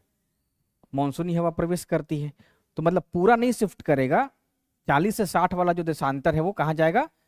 25 डिग्री तक मान लीजिए, पूरा यहाँ तक शिफ्ट कर गया। ये जो सेल बना था 5 डिग्री वाला, ये जो सेल बना था जहाँ पे दोनों हवा मिल रही थी, अब ये भारत में जाकर के शिफ्ट कर गया इधर में। अब शिफ्ट कर गया तो जो दक्षिणी गोलार्ध की दक्षिण पूर्वी व्यापारिक पवन थी वो भी तो विषुवत रेखा पार कर जाएगी, और जब विषुवत रेखा पार कर गई तो उसकी दिशा कोरियोलिस बल के कारण कैसे हो जाएगा? अब वो दक्षिण पश्चिम की तरफ बहना भारत में शुरू कर देगी। देखिए वो हवा क्या है? दक्षिण गोलार्ध की दक्षिण पूर्वी व्यापारिक पवन है, लेकिन भारत में लो प्रेशर इतना ज्यादा क्रिएट हो गया है कि ITCZ कहाँ शिफ्ट कर गया है? शिवालिक के दक्षिण में, हिमालय के दक्षिण में। तो ये हवा अब विषुवत रेखा को पार करके उत्तरी गोलार्ध में बहेगी। तो हवा अगर विषुवत रेखा को पार कर गई है तो अब उसकी जो दिशा है पृथ्वी के घूर्णन के कारण अब इसकी जो दिशा है वो दक्षिण पश्चिम की तरफ हो जाएगी। अब दक्षिण पश्चिम की हो जाएगी तो इसी को हम लोग दक्षिण पश्चिम मानसून का नाम दे देते हैं।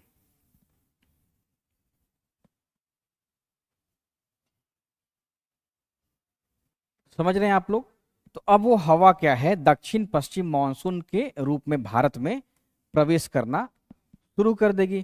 तो हम लोग दक्षिण पश्चिमी जो मानसून कहते हैं ना, तो उसका संदर्भ यही हो गया कि ITCZ जो है, जिसका प्रभाव क्षेत्र 5 डिग्री तक ही था, अब वो गर्मी में 25 तक शिफ्ट कर गया है। अब जब शिफ्ट कर गया उसी को हम लोग ट्रफ कहते हैं। उसको क्या कहते हैं हिंदी में? द्रोणी कह रहे हैं। उसको हम लोग एक द्रोणी कहते हैं, एक ट्रफ के रूप में वो डेवलप होता है। अब वो द्रोणी लो प्रेशर वाले क्षेत्र में शिफ्ट कर गया है, तो जो हवा थी वो अपनी तरफ खिंचा गई, यानी कि भारत की तरफ वो हवा खिंचा गई है। अब उसका दिशा जो है पृथ्वी के घूर्णन के कारण जो कोरियोलिस बल उत्पन्न होता है उससे इसका दिशा दक्षिण पश्चिम की तरफ हो गया है। अब इसी को हम लोग कहते हैं मानसून का आना भारत में। तो 1 जून के आसपास में केरल में मानसून प्रवेश कर जाता है। तो ये हो गया मानसून। ठीक है, तो गर्मी में क्या रहा? गर्मी में इधर में तापमान ज्यादा रहा, समुद्र के प्रभाव के कारण तटवर्ती इलाकों में तापमान कम रहेगा। इस बात को भी आप ध्यान रखिएगा। गर्मी में कुछ वर्षा होती है, गर्मी हालांकि सब वर्षा गर्मी में ही है, लेकिन उसको एक अलग हम लोग सीजन दे दिए हैं। क्या? वर्षा ऋतु। हम लोग एक अलग उसको सीजन ही दे दिए, वर्षा ऋतु कहते हैं। वर्षा कब हो रही है? गर्मी में ही हो रही है।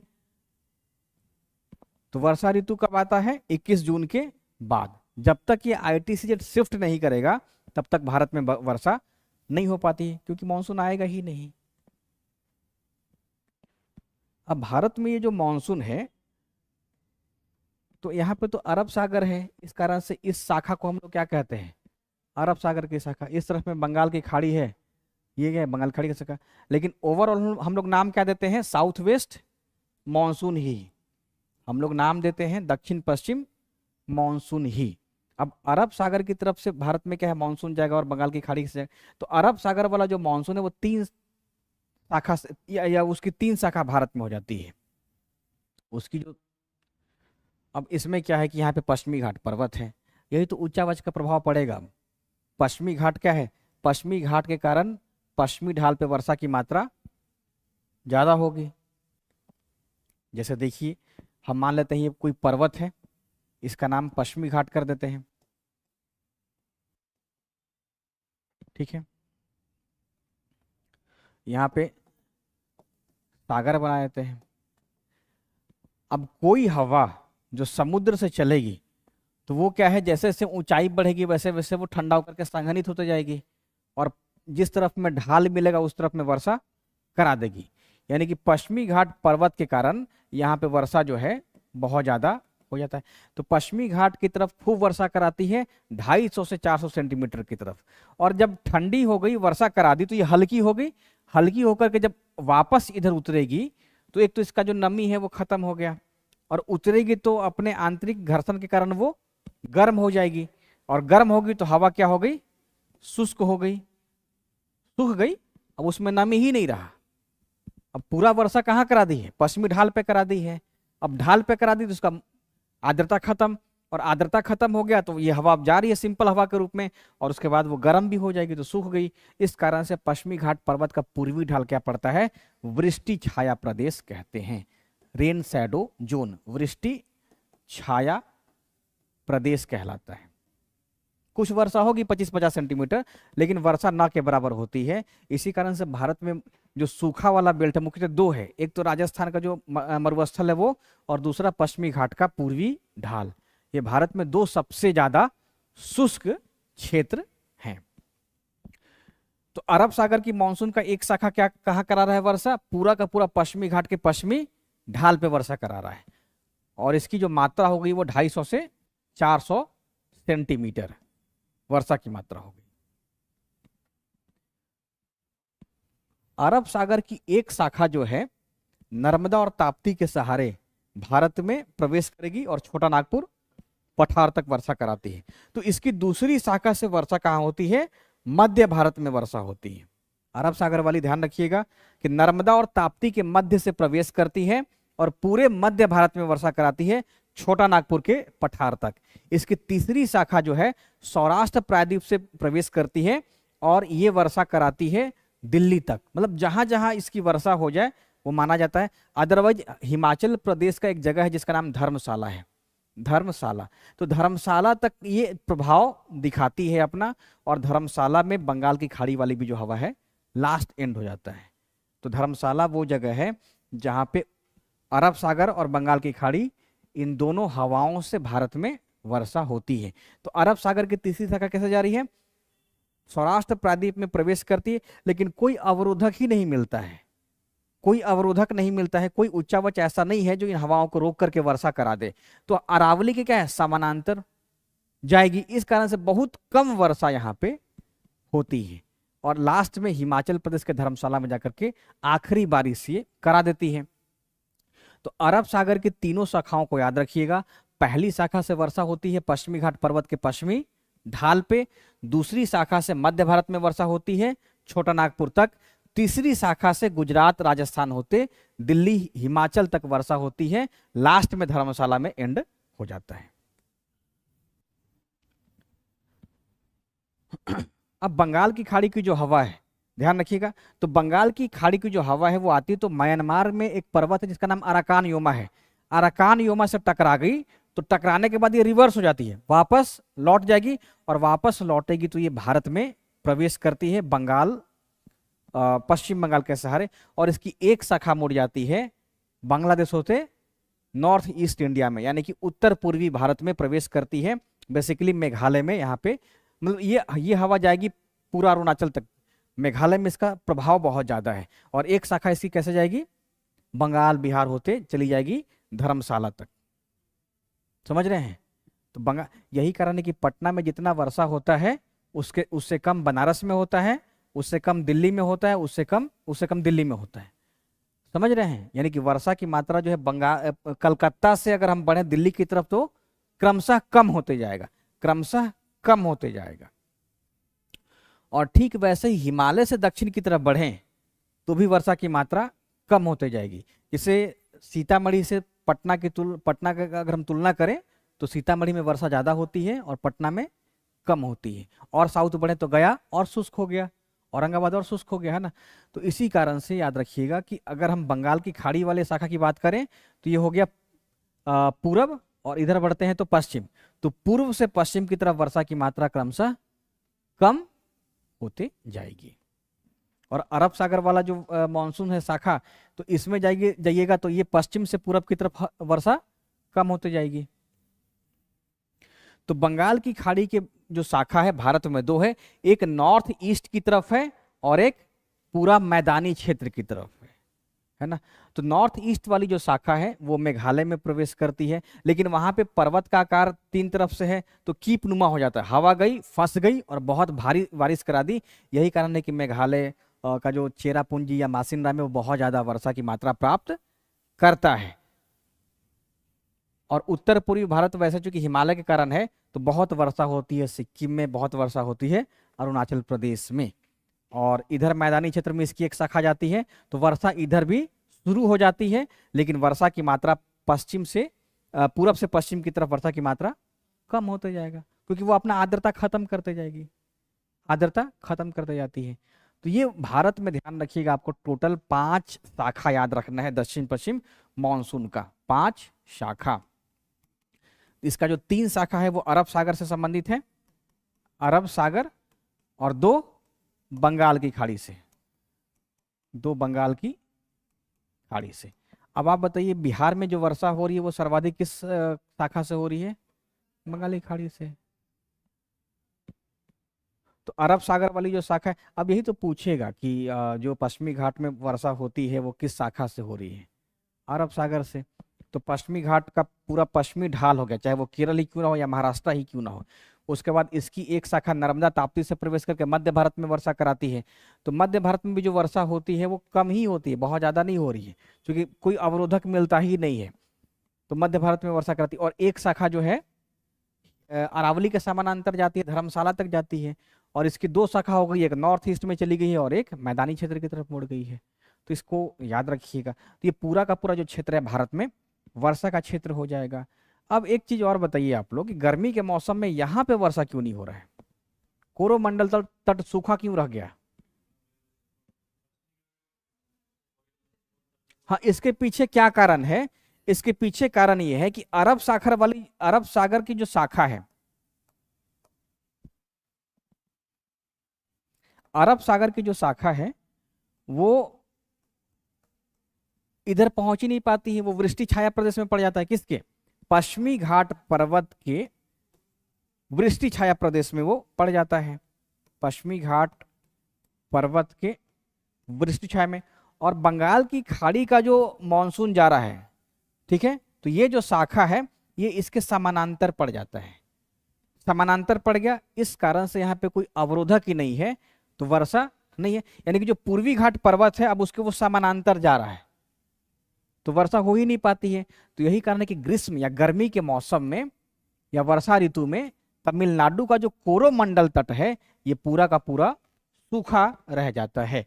अब देखिए, अब क्या है कि मानसून लौट रहा है, मानसून लौटना शुरू कर दिया है।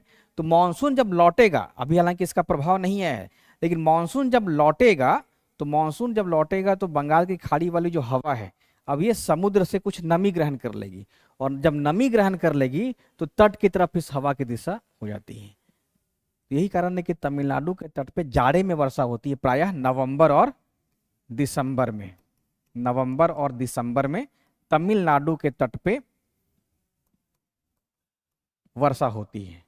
अब नवंबर दिसंबर को भी, अगर दिसंबर को हम जाड़ा मान ले और जनवरी और फरवरी को भी जाड़ा है ही, तो पूरे भारत में जाड़ा में जो वर्षा होती है वो एक तरफ इधर होगी, तो वो कैसे होगी? पश्चिमी विक्षोभ की वजह से हो जाएगी। और नवंबर दिसंबर को अगर जाड़ा मानेंगे तो यहाँ पर जो वर्षा होती है वो लौटते हुए मानसून से होती है। ठीक है, तो इस बात को याद रखिएगा। हालांकि महीना अलग अलग है, इधर जब भी होगा वो जनवरी के आसपास होगा, 10 जनवरी के बाद ही होता है, और इधर में हो जाएगा नवंबर दिसंबर के महीने में। कुछ लेट सवेर हुआ तो जनवरी तक जा सकता है, अदरवाइज लौटते हुए मानसून से यहाँ पे वर्षा होती है। तो ये भारत में जाड़े की ऋतु में वर्षा यहाँ पे होता है। तो ये भारत में मानसूनी वर्षा की जो है गतिविधि हो गई 5 शाखाओं के सहारे भारत में प्रवेश करता है। आप लोग जल्दी से कोई गूगल करके मानसून का ना ये देख लीजिए, वर्षा की मात्रा मात्रा भारत में, वर्षा की मात्रा। जैसे बिहार में वर्षा की मात्रा लगभग 110 के आसपास में है, हैं? हाँ 110 के आसपास में, 110 112 के आसपास में भारत में बिहार में वर्षा की मात्रा है। 113 कर लीजिए, क्या दिक्कत है, एक ही है, ठीक है। डाटा वेरिएशन हो जाता है, भारत सरकार कुछ और डेटा देगी, बिहार सरकार कुछ और दे दी है, कुछ और, है ना। तो 110 के आसपास में यहाँ पे वर्षा होती है, ठीक है। और लेकिन ये जो जगह है यहाँ पे वर्षा की मात्रा कितना है, 250 से 400 सेंटीमीटर। मेघालय का जो पूरा क्षेत्र है यहाँ पे वर्षा की मात्रा 250 से 400 सेंटीमीटर वर्षा की मात्रा है। तो ये वर्षा का मात्रा आप लोग पूरे देश में देख लीजिएगा। राजस्थान में अगर हम देखें, अधिकतम वर्षा 15 से 25, अधिकतम, ठीक वही कंडीशन यहाँ भी हो गया, 15 से 25 सूखा है। तो वर्षा की मात्रा पे भी सवाल पूछा जा सकता है, आप लोग पहले से तैयार रहिए।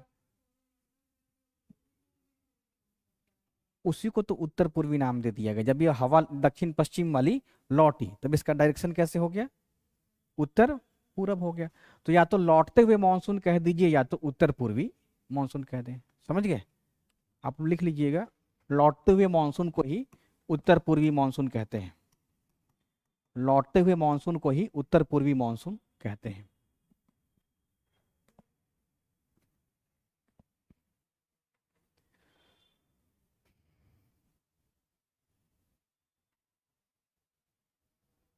अब देखिए इस वर्षा की क्या विशेषता है, कुछ विशेषता पढ़िएगा। ये सब टॉपिक आप लोग पढ़ लीजिएगा, ये सब समझाने वाली चीज नहीं है, बस याद करना है। कहाँ फूलों की बौछार कर रहे हैं, कहाँ पे काल वैसाखी, सब बहुत आसान है। भारत में मानसून की शाखा एनसीईआरटी में 2 दिया है और 2 भारत में है ही किसी किताब में।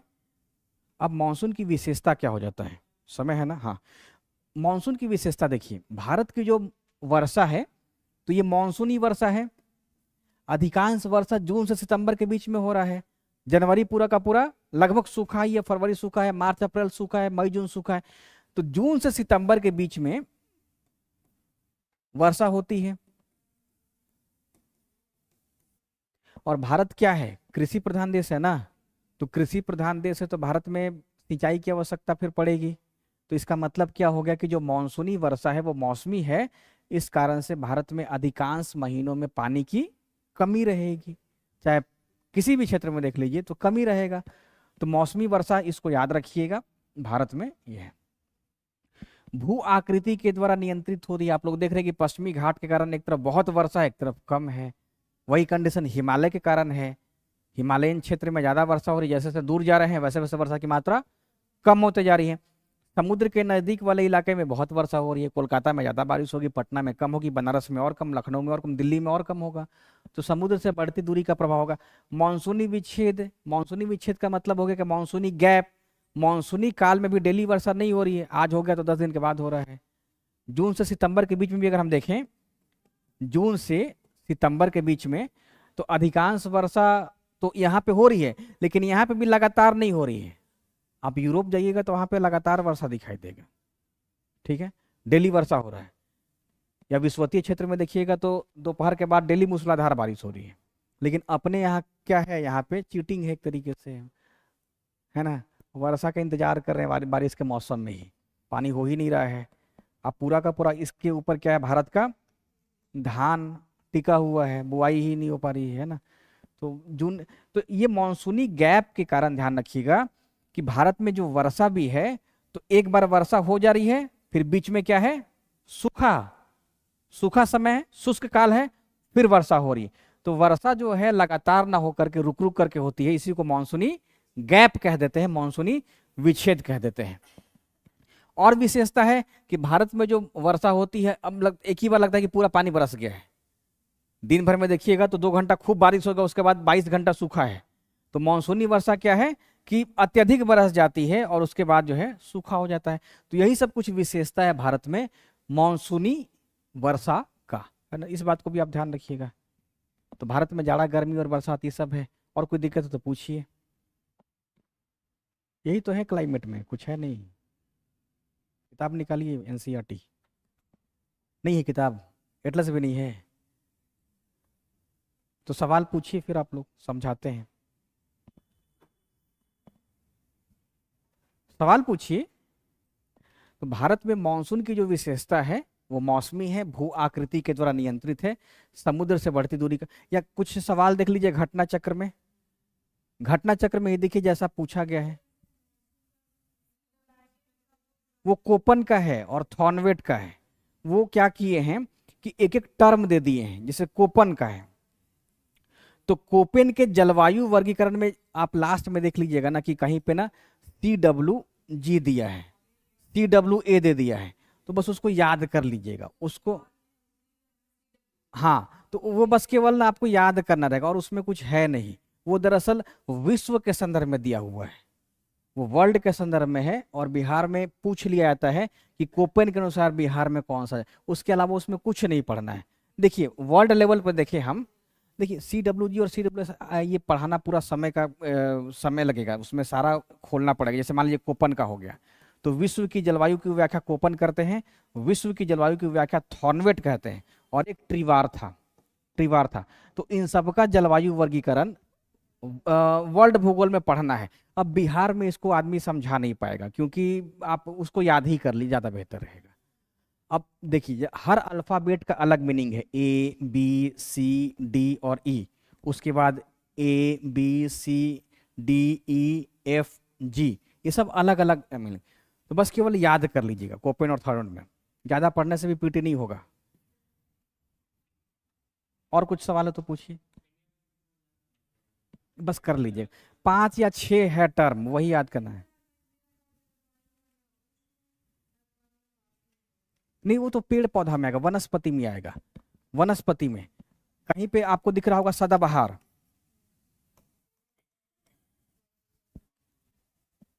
कहीं पे आप देखिएगा सदाबहार वनस्पति, सदाबहार। उसके बाद दूसरा वनस्पति क्या हो गया, पर्णपाती वनस्पति। तो अब इसमें दो भागों में बांट दिया गया है, एक क्या है शुष्क और दूसरा आर्द्र। सदाबहार वनस्पति कहाँ पाया जाएगा, वो जगह जहां पे वर्षा की मात्रा 250 से 400 सेंटीमीटर है, तो वर्षा की मात्रा यहाँ पे 200 सेंटीमीटर से ज्यादा होना चाहिए। भारत में इसका 3 क्षेत्र है। पहला क्षेत्र हो गया पश्चिमी घाट पर्वत का पश्चिमी ढाल, दूसरा उत्तर पूर्वी भारत, और तीसरा अंडमान निकोबार द्वीप समूह। तो भारत में सदाबहार वनस्पति का 3 क्षेत्र मुख्य रूप से पाया जाता है, पश्चिमी घाट का पूरा पश्चिमी ढाल प्लस उत्तर पूर्वी भारत, और तीसरा अंडमान और निकोबार द्वीप समूह। वर्षा की मात्रा के आधार पे 70 से 200 सेंटीमीटर वाले 70 से 200 सेंटीमीटर वाले क्षेत्रों में पर्णपाती वनस्पति पाई जाती है। अब इसमें भी वर्षा की मात्रा पर 2 भाग में बांट देते हैं। एक वो जगह जहां पे 100 से 200 सेंटीमीटर की बारिश होती है, उसको हम लोग आर्द्र कहेंगे, और 70 से 100 वाले में 70 से 100 वाले में शुष्क पर्णपाती वन हो गया। अब देखिए जैसे यहां पे क्या कह दिए आर्द्र, अब इसमें वनस्पति का प्रकार क्या हो गया, आम, शीशम, चंदन, सागवान, सखुआ, ये सब क्या है, हाँ आर्द्र में आ जाएगा, महुआ। हाँ, जो भी पेड़ की तरह बड़ा हो गया अब वो आर्द्र में हो गया, और जो कंटीली झाड़ी में है जैसे बेर, वो किस में आएगा, शुष्क में आ जाएगा, है ना। जैसे बबूल शुष्क में आ जाएगा, है ना। तो इस बात को आप लोग ध्यान रखिएगा। तो यही सब है, वो वनस्पति का पाठ है। एक दिन में मिट्टी और वनस्पति दोनों पढ़ा देंगे, शायद मंडे को ही पढ़ा देते हैं। क्या, पूरा सवाल पूछिए। भारत की जलवायु को क्या, एल नीनो बता देते हैं। देखिए एल नीनो क्या है, भारत की जलवायु को एल नीनो और लानीना, यही है सवाल आपका। हाँ डायपोल हो गया। अब देखिए एल नीनो और लानीना, इसमें कुछ करना नहीं है। देखिए एल नीनो एक क्या है, गर्म जलधारा है, एक गर्म जलधारा है। इस जलधारा का प्रभाव पेरू के तट पे रहता है, पेरू के तट पे। तो पेरू में आप बताइएगा दिसंबर गर्मी है या जाड़ा है, गर्मी है। तो पेरू के तट पे क्या है, दिसंबर जो है वो गर्म है। अब इसको आप साउथ अमेरिका मान लेंगे, यहाँ पे पेरू मान लेंगे। तो एल नीनो क्या है, एक इसको ना सतही जलधारा बोलते हैं, यानी कि सतह के ऊपर में ही ये चलती है, बहुत अंदर में नहीं रहता है। तो एल नीनो जब गर्म जलधारा यहाँ पे उत्पन्न हो गई है तो यहाँ का तापमान क्या है, बढ़ जाता है। जब तापमान बढ़ गया है तो इस जलधारा का जो पूरा का पूरा जो क्षेत्र है, चूंकि ये मौसमी हो जाता है, ये क्या है, एल नीनो जो है या लानीना जो है वो मौसमी जलधारा है, मौसमी जलधारा है। और एल नीनो गर्म है, लानीना ठंडी है, तो मौसमी जलधारा है। अब इस मौसमी जलधारा के कारण वहां का तापमान बढ़ जाता है। अब मौसमी है तो वहां पे अस्थाई भी तो होगा, वहां पे क्या है, अस्थाई। तो यहाँ पे एक अस्थाई रूप से भी जलधारा चलती है, उत्तरी प्रशांत, ठीक है। तो ये इसका तापमान बढ़ा दी, ये क्या है, ये इस जलधारा का जो नॉर्थ है, जो पैसिफिक जो करंट है उसका तापमान बढ़ गया और इसका प्रभाव ऑस्ट्रेलिया के डार्विन तक पड़ गया। अगर एल नीनो का प्रभाव ऑस्ट्रेलिया के डार्विन तक पड़ गया, डार्विन तक पड़ गया, तो इसका मतलब क्या होगा कि ऑस्ट्रेलिया के पूरब में और भी क्या हो जाएगा, लो प्रेशर क्रिएट होगा। क्या होगा, लो प्रेशर क्रिएट होगा। अब आप पढ़ते हैं कि भारत में लो प्रेशर बना हुआ है वर्षा के मौसम में। अब यहाँ पे भी लो प्रेशर है और ऑस्ट्रेलिया के पूरब में भी लो प्रेशर बना हुआ है, लेकिन गर्म जलधारा के कारण वो लो प्रेशर बहुत ज्यादा सघन हो जाता है, बहुत ज्यादा सघन। तो अपना जो दक्षिण पश्चिम मानसून है वो या इधर नहीं जा करके अब इसकी दिशा कैसे हो जाएगी, ऑस्ट्रेलिया के तरफ हो जाएगा। और ये भी लो प्रेशर जो है ये तुलनात्मक रूप से अब हाई प्रेशर की तरह काम करेगा और इधर से भी हवा उधर चला गया।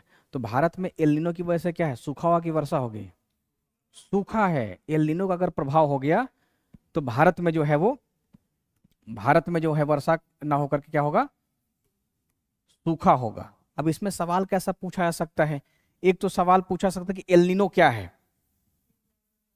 एल नीनो एक गर्म जलधारा है। इस गर्म जलधारा के कारण तापमान कहाँ का ज्यादा बढ़ जाता है, पेरू के तट का, और इसका प्रभाव ऑस्ट्रेलिया के पूर्वी तट पर डार्विन तक हो जाता है।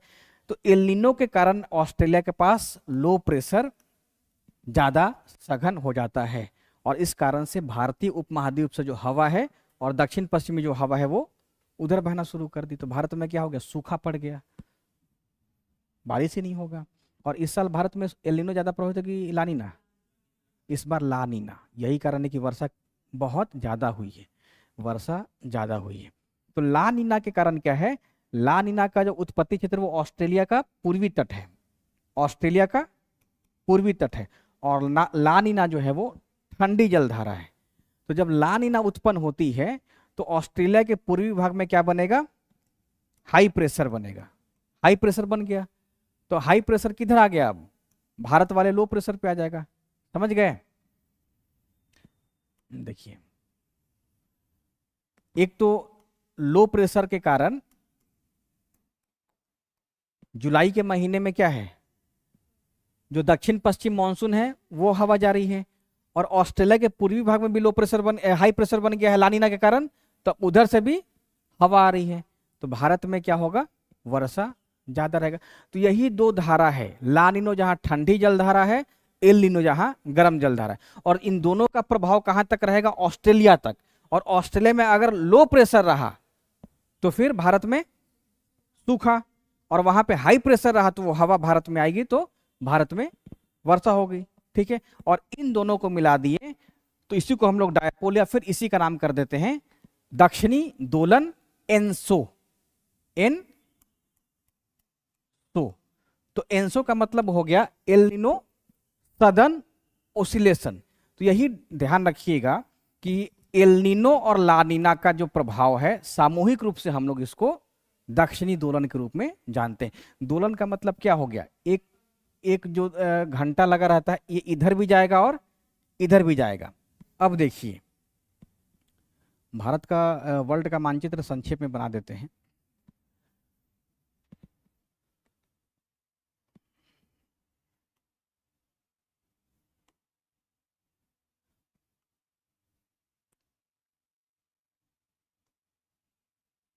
मोटा मोटी ये कौन सा हो गया, साउथ अमेरिका, ये नॉर्थ अमेरिका हो गया। और इधर करते हैं, इधर यहाँ पे ऑस्ट्रेलिया बना दें, मान लीजिए ऑस्ट्रेलिया हो गया और इधर में ये इंडिया हो गया। अब देखिए जब एलनिनो चल रहा है, एलनिनो है ना, तो महासागर पे जो जलधारा है वो पूरा का प्रभाव कहाँ पड़ गया, यहाँ पे। तो एक तो ये हो गया इनकमिंग, इनकमिंग, और अब लानिना हो गई, तो लानिना जो अब इधर प्रभाव छोड़ेगी है, तो पूरा का पूरा एक इसको साइकिल कह देते हैं, ये पूरा का पूरा क्या है, एक चक्र बन जाता है। इसी को हम लोग दक्षिणी दोलन के नाम से जानते हैं। और दक्षिणी दोलन में हम लोग को दोनों पढ़ना पड़ेगा, एल निनो भी और लानिना भी, समझ गए। यही है चीज, और कुछ है नहीं इसमें।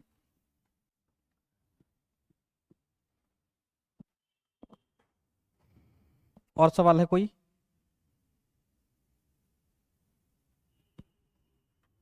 सवाल मैक्सिमम यहीं से पूछा जाएगा, ज्यादातर ध्यान रखिएगा मॉनसून से सवाल पूछा जाएगा। नहीं, बादल का वो तो भौतिक भूगोल में जो क्लाइमेटोलॉजी पढ़ाएंगे तो उसमें आएगा, बादलों के प्रकार में, जैसे पछाप मेघ हो गया है ना, यही सब ना, वो बादल में पढ़ेंगे, मतलब भौतिक भूगोल में। फिर यहाँ पे उसको पढ़ाना पड़ेगा हमको इंडिया से तटस्थ होकर के, अभी जो चल रहा है वो इंडिया चल रहा है। और कोई सवाल पूछिए ना, आज वाला पूछिए ना, बाकी तो वो हम कराएंगे ही सोमवार से, कल तो छुट्टी है ना। तो आप लोग एक काम कर लीजिएगा, पहला एनसीईआरटी में भारत में जो जलवायु है उसको पढ़ लीजिएगा, एनसीईआरटी, और प्लस घटना चक्र का सवाल देख लीजिएगा, ठीक है।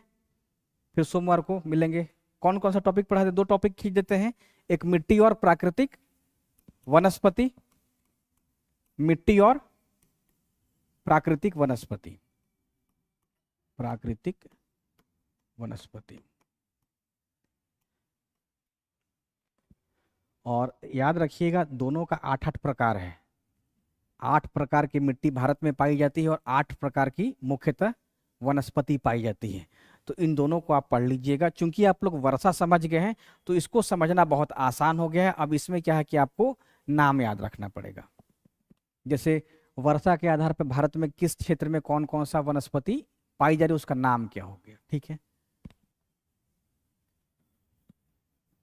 और मिट्टी में बिहार का देख लीजिएगा, एक बलसुंदरी मिट्टी कुछ अलग प्रकार की मिट्टी है। बलसुंदरी क्या है, आरा नहीं, उत्तरी बिहार में है। बलसुंदरी मिट्टी हम लोग जलोढ़ मिट्टी को ही कहते हैं, लेकिन जिसमें चूना की मात्रा ज्यादा है, चूना की मात्रा ज्यादा है तो उसको हम लोग बलसुंदरी मिट्टी कहते हैं। तो संभव हो तो बिहार का भी देख लीजिएगा मिट्टी, बिहार वाला मिट्टी भी और बहुत कम है बिहार में, तो आप 4 मिट्टी पढ़ लीजिएगा तक काम कंप्लीट हो जाएगा। तो ये तीनों मंडे को खत्म कर दीजिएगा, आपका सिलेबस उसी रफ्तार से खत्म हो जाएगा, ठीक है। मिट्टी, वनस्पति और बिहार की मिट्टी, बिहार का वनस्पति भी कर सकते हैं। दो ही प्रकार की वनस्पति है, अधिकांशतः आर्द्र पर्णपाती है और थोड़ा बहुत शुष्क पर्णपाती, ठीक है। कोई दिक्कत तो नहीं है किसी को, लेकिन दिल्ली पे खत्म की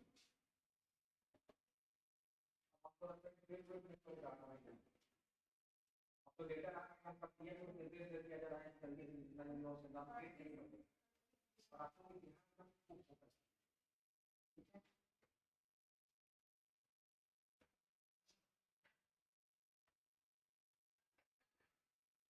भाई को बात करते हैं और आप लोगों को थोड़ा समझाते हैं।